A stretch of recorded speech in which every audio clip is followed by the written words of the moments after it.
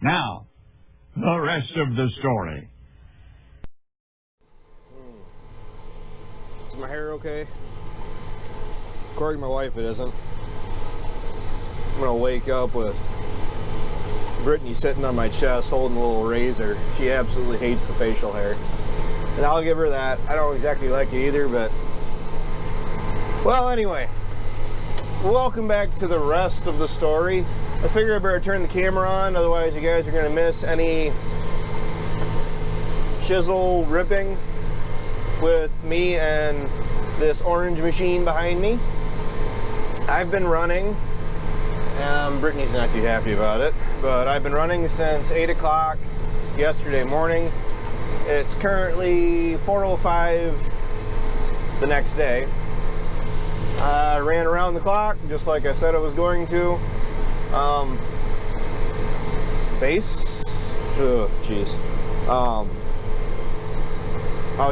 wasn't shut down, but I was delayed for about an hour and 15 minutes today because I've gone through 2 transfer tanks, which it's only a 100-gallon tank in the back of the truck, of fuel so far. I went through the first one. Well, of course, I come up here with the full load, or full tank. But then I had Ryan drop off my truck with the full transfer tank in the back. I went and loaded up out of that at 3 a.m. because the tractor was starting to talk to me. And well, I was pretty empty. After running for 3 more hours then, I actually had to jump in the truck and go home and get another tank fill. Didn't fill me completely full, but at least I'm up here. I'm as far away from home as I can currently get for the most part. For those of you that are longtime dedicated viewers of how farms work, this is actually the field that we were using the 8235 for the first time behind that K6500 concert till chisel plow. And boy, have the times changed. This thing's built like a brick shit house compared to that one of ours. Granted, that one of ours wasn't really meant to be pulled by 200 plus horsepower tractors, because the 82, I haven't had it dynoed, but from the factory it's 235 horse at the power takeoff, which is what they generally measure it by. The 4640 is right around that 225 area. Neither of the tractors really want to give, so when that chisel plow gets into some hard pulling, it just rips it apart. And that is currently what Dad's doing. Today's not yesterday. Dad's been chiseling with the 4640 down at my place. Has a lot of rocks. Not sure how this thing would perform in rocks. I was guaranteed that I'm not going to destroy the shanks or the hold on, lack of sleep's catching up with me. I'm gonna call them the blades, the knives, the points. Not really worried about that. I'm actually worried about what the points will do bringing up rocks. I'm currently running this right about 10 inches. Had it set to 8, and I was still running 6.5. They want you to run this right around 6. I actually would prefer to go a little bit deeper and run right about that 5.5 to 6, which is 5.9. I got my little acreage performance monitor set up on the 82. I have 6 hours of fuel left, which that information can be kind of handy. The amount of variable power on the engine I'm using, I'm currently maxed out. Currently have 26 acres overall done. That is not a perfect number because it only reads when I detent the raise and lower switch for this, and sometimes I don't always do that. So probably reading kind of low. So 26 on a 50-acre farm. We're easily halfway done. I did all of the nitpicking, curbside looking, pleasant from the road, appealing ground first. That's more or less just an exaggeration. What I did is all of the triangle pieces, the time burners, and all that's left is this little bit right here. Longer strips, which I'm actually running 10th gear, which is 8th and 9th is what I've been running all day. So being able to tickle 10th gear, it's going to get me out here that much quicker, because my wife is, I don't think she minds being a farmer's wife, but she hates it at the same time. Largely because she doesn't like when I do the long hour days. That can't be helped. So we're about done with chisel plowing. Back to what I was originally saying about this. I've been running it since 8 o'clock yesterday.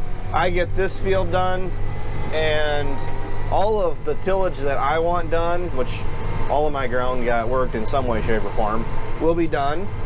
Ryan has 25 acres of his that he wants to do with this.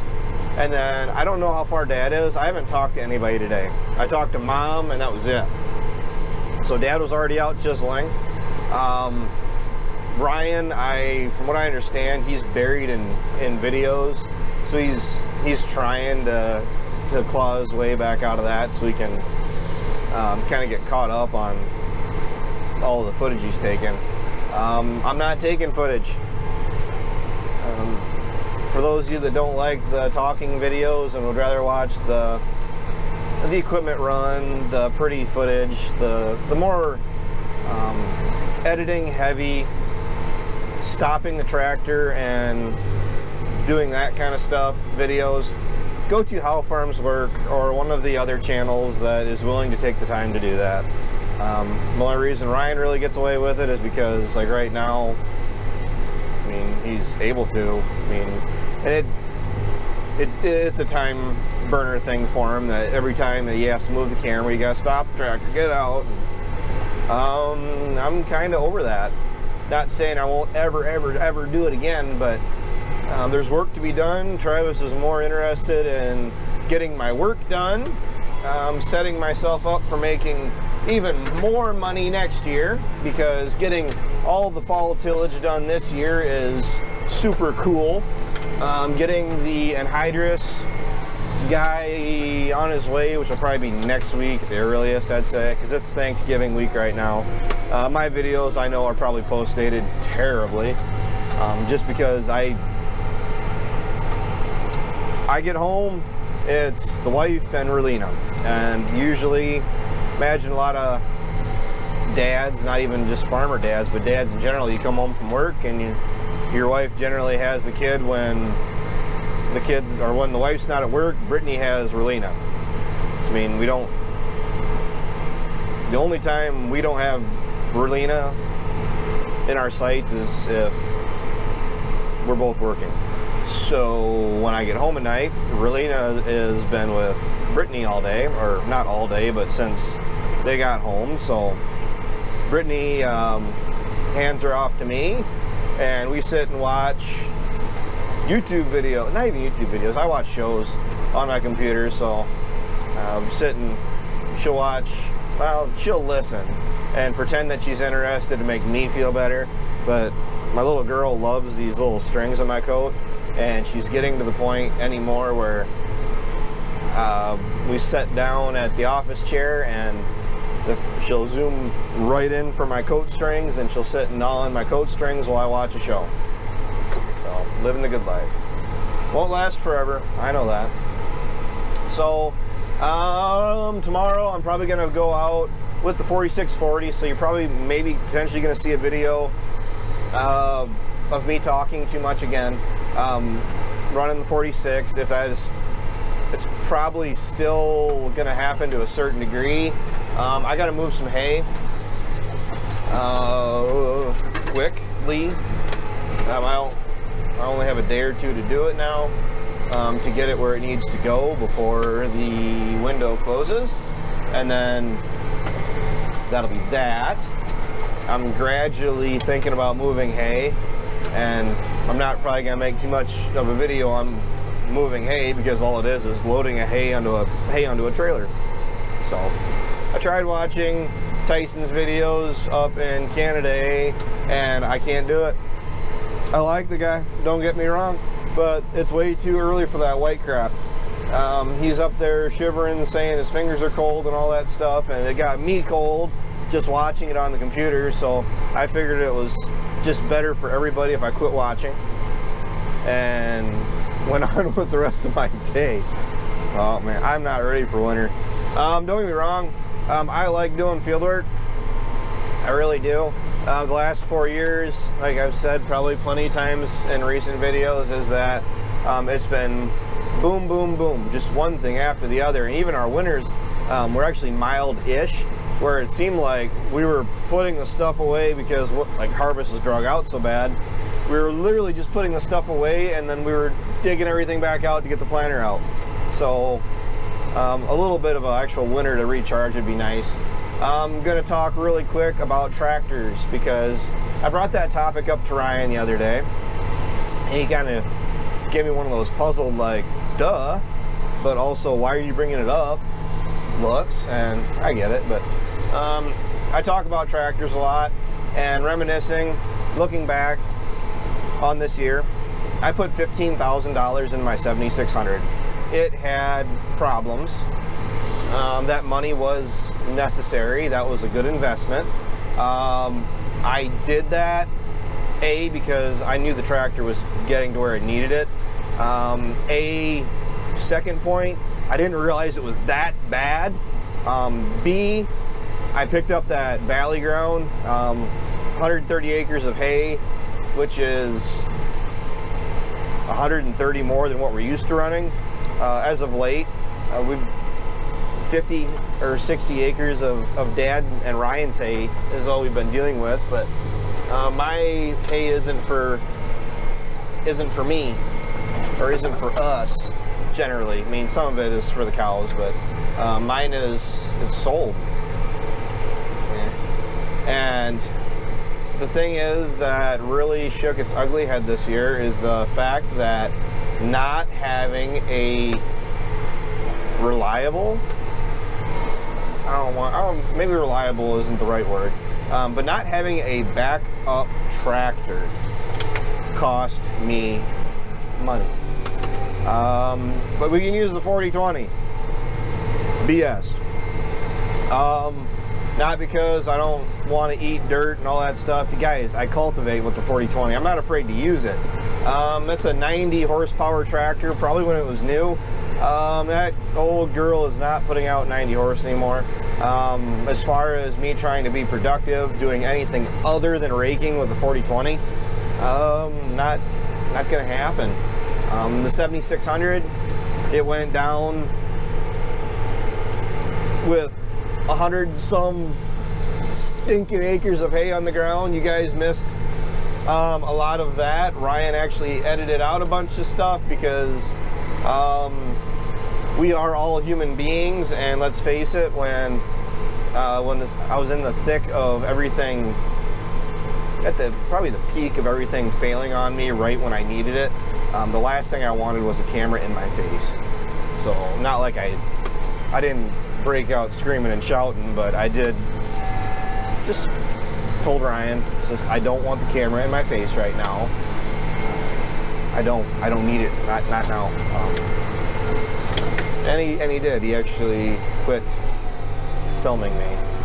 And where it's getting to the point now where not having another tractor we can just switch over the baler stuff to and hook up to it and go,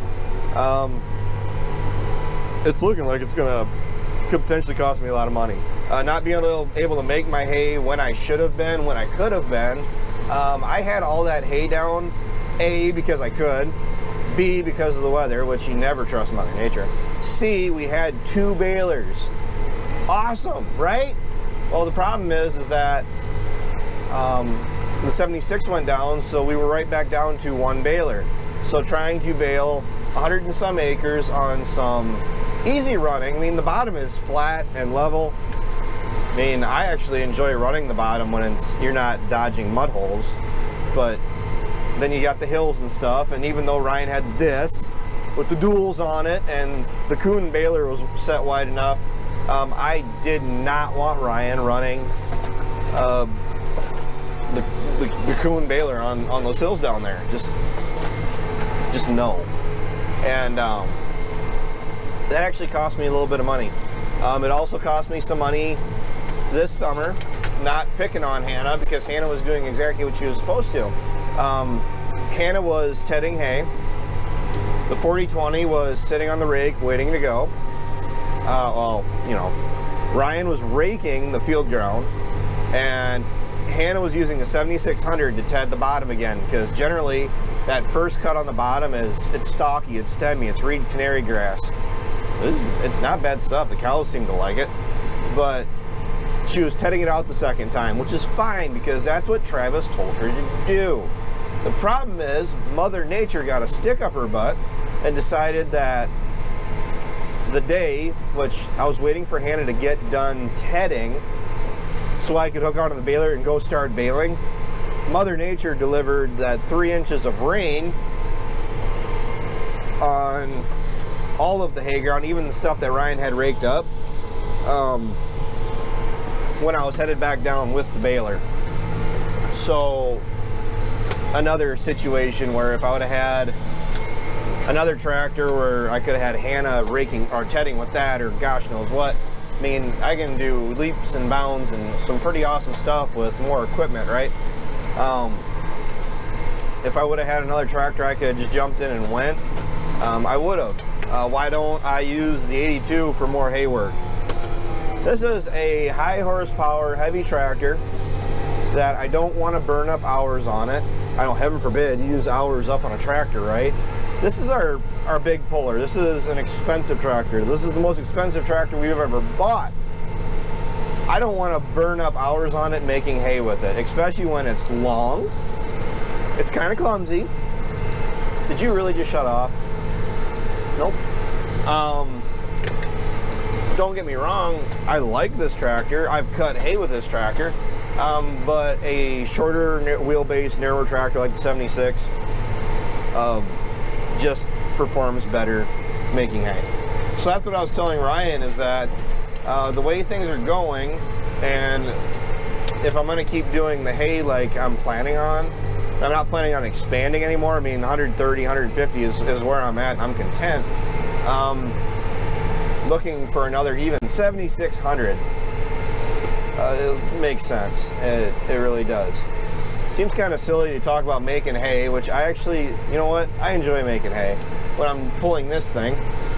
I don't have a lot of pros and cons to talk about this thing. Not because I could if I really wanted to, but it works. It is actually, this thing right here, right now, is actually the perfect use of a demo machine. Now I'm going to explain this quickly before I shut this video off. This was a machine, out of everything that we've been brought to us, I mean, I'm talking grain carts, 5-shank underfirth subsoiler, to gosh, what else did we get? We had a lot of stuff over the years. Just, you know, the stuff. This thing, when I pulled it off the truck with the 46, looked freaking huge. And everything I've read online says, you are SOL, good effing luck, you're not pulling that with that tractor. Well, lo and behold, I don't know if it's the points or how it's set up, it's not running deep like a deep ripper, which runs what, 15 to 20 inches down. We're running about 10 at 5.9 miles an hour in bean stubble. I'm not going to bring up the corn stubble or the corn residue, largely just because it did its job in it. It's just that soybean stubble does pull easier, but the 82 did handle the corn residue just fine. The thing is, lost my train of thought. Oh, it was what, 5:30 yesterday morning when I got up, so give me a break. This thing pulls through the ground like butter. With the 82, which I imagine this video is post-dated long enough, Ryan was pulling it with the 46. More or less as a gag, just because, hey, we can actually, yeah, pull it, why the heck not? It did. Ryan actually chiseled a whole strip at Rockville with it. His biggest issue is what's to be expected. The 4640 slipped a lot because it's only two-wheel drive. It's got a lot of weight on it. But, you know, it just didn't have the weight for it. Don't get me wrong, I've snuffed this tractor. The monitor, the computer won't let you snuff it, but I've done it like a dozen times. And I'm an experienced operator, even though I don't look like it. And it's just one of those things where I'm not used to pulling this much implement, tillage implement behind me. And the thing is, you could be pulling it like you just saw me. I could be pulling it just fine. Just whatever, you know, just go. Well, the problem is like I'm doing right now, I really don't want to do it because I don't want to tear up our tractor on purpose, you know. But here's actually what the problem is. It's more of a tractor issue, but if I don't slow down and I stay in 9th gear like I was running it over there, that initial drop into the ground where it's starting to cut through the soil, that's where it gets me every time. Don't get me wrong, it does find compaction. Going across the field in a few random spots, and I got the automatic gear selector, which I don't even know the technical term for it. Can't say I really care. It's the shifting thing that is like your car, where you tell it, I want to stay in 9th gear. Now you do your darndest. This is feeling more and more like a live stream the more I talk. To stay in 10th gear. Well, then the thing is, you drop it into the ground, or if you're cruising across the field going in 10th gear and it starts to pull hard, or you get a little bit of a hill, the tractor will sense that. You can adjust how much it'll sense, like how much it'll let the tractor pull down before it'll start dropping gears. But then that'll start doing its thing. Pretty handy, I think so. I can do it manually too. I mean, pretty much what I did all night last night. But okay, the demo thing, because I know I probably lost a bunch of you. The reason I say this about how this is a perfect use of a demo machine is pretty much exactly what I was just explaining. We didn't think we could pull it when they showed up with it. The guy, which I apologize, I can't remember your name right now, met him a couple times. He was very confident. Power shift versus IVT, he said power shift, you'll pull it just fine. IVT, I believe those are more or less for roading. I know guys like using those. I'm getting off track, sorry. Getting an implement like this, even as a demo machine, it proved to us, it showed to us the kind of job it does, which is a given, but that the tractor that we're putting it on can handle it. So we're not having to go panic eco-tune or panic tune the 82, which I'm thinking eco-tune, I really am. It's just not much. I don't really have any desire to lock $2,000 up into a tune for a tractor that probably has, where are we? Well, I don't even think oh gosh, no.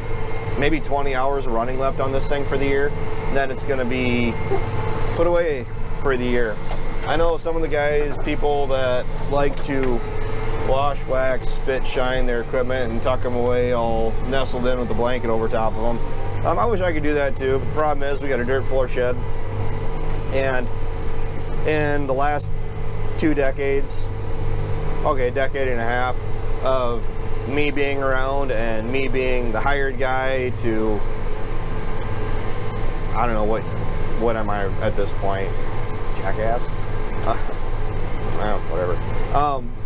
I've come to the conclusion, going through and spit shining all of our equipment just to put it into a dirt floor cold storage machine shed, which you guys see on pretty well every video, is a waste of my time, because I'm going to pull it out next year and clean all the bird crap off of it, blow the cab out, do the air filters. I service everything in the spring.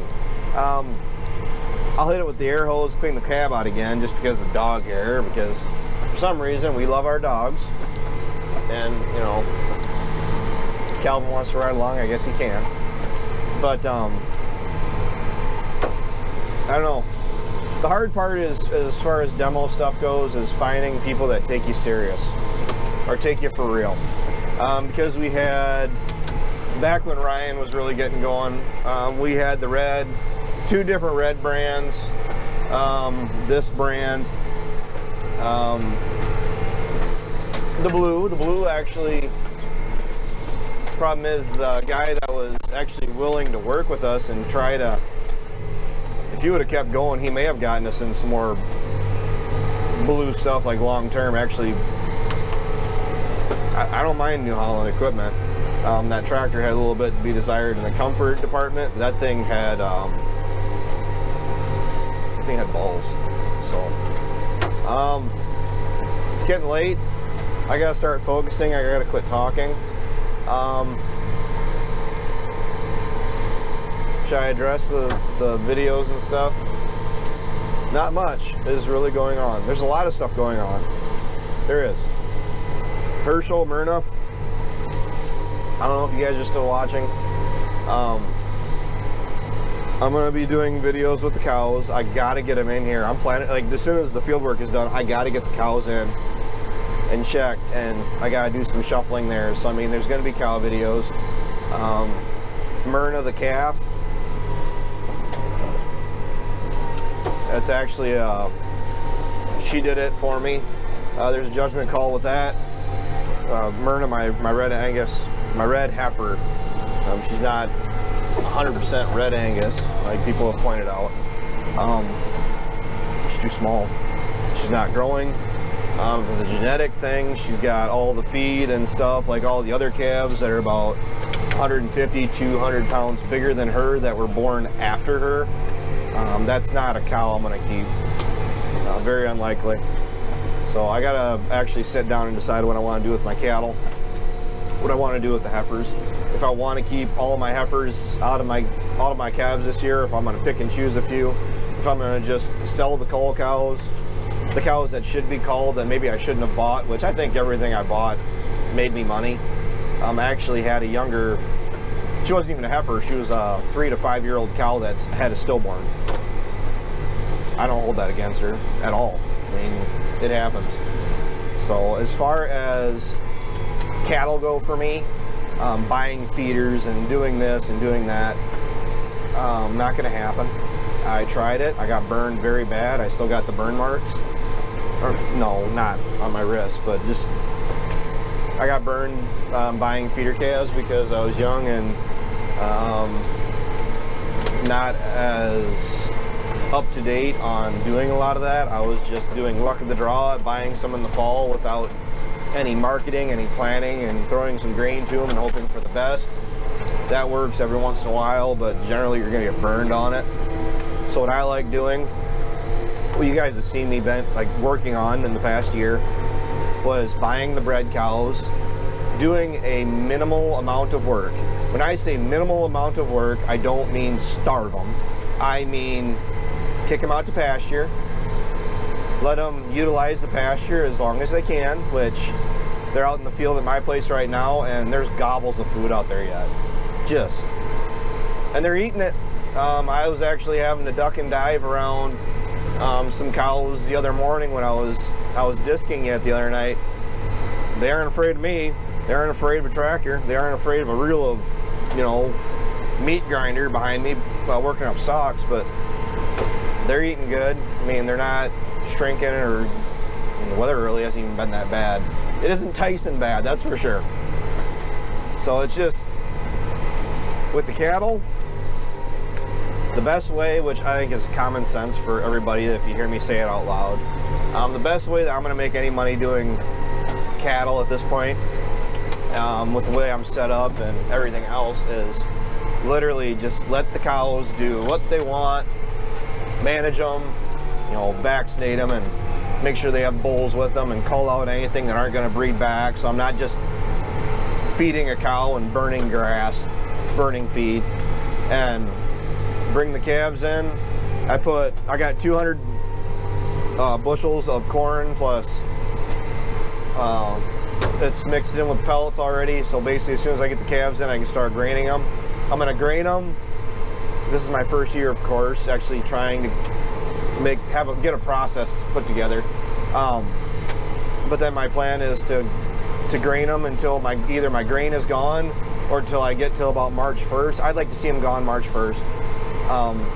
And I'll either sell them right around March 1st, or if the grain runs out February 3rd, they're gonna get loaded up and hauled out. So I'm not buying any more extra feed than I absolutely have to for them. I'll have to buy a little bit of corn from Ryan to get them into the next sale at that point. But if you guys have questions, concerns, comments, make sure you leave them down below. I actually have been reading them. I don't respond to them, but I'm pretty terrible when it comes to that, and I do read everything, believe it or not. A little quiet without Matthew in the comment section, I will say that. Question time. What's your go-to just chillax thing you do? Like, cold winter day, snowing, blowing, miserable outside. You don't have to go anywhere. The wife and kid are doing their own thing, whatever. What would you do? Like, if you're home alone and we're just looking just to burn time. Me, I'll tell you, it's probably either sipping on a kickstart, which I gotta back off on those really bad, like just because been hitting the kickstart tree pretty hard here. Sipping on a kickstart, sipping on a cup of coffee, and either playing video games or building my models. I haven't touched my models. I haven't really made any progress on them for 2 years now. I want to change that, largely just because I think we all need just to change a pace every once in a while. So, yeah, I think that was a pretty good video, right? I mean, I know everybody likes the voiceovers and stuff like that, but I'm actually to the point right now where if I don't keep moving, I'm going to pass out. And that is just downright unacceptable. So I'm actually winding down. I should be done. It's 4:36, so it'll be dark in 20 minutes. I'll probably be back home by about 9 o'clock. It's about a 30-minute drive back home. Yes, I'm driving this back home. In a 26-mile-an-hour tractor. A 15-mile ride really isn't that long. So, oh, I'm losing my voice. Good news for you, right? You guys are watching the rest of the story.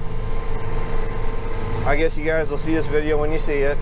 My posting schedule got messed up, so thanks for watching. Thanks for tuning in. Take care, take it easy, keep in touch. Go to How Farms Work, my brother's channel, to see the awesome footage of this thing running and the 46 pulling it, and probably the 82 pulling it, because I imagine he'll be filming that video tomorrow, which could be out by now. So, yeah. Later.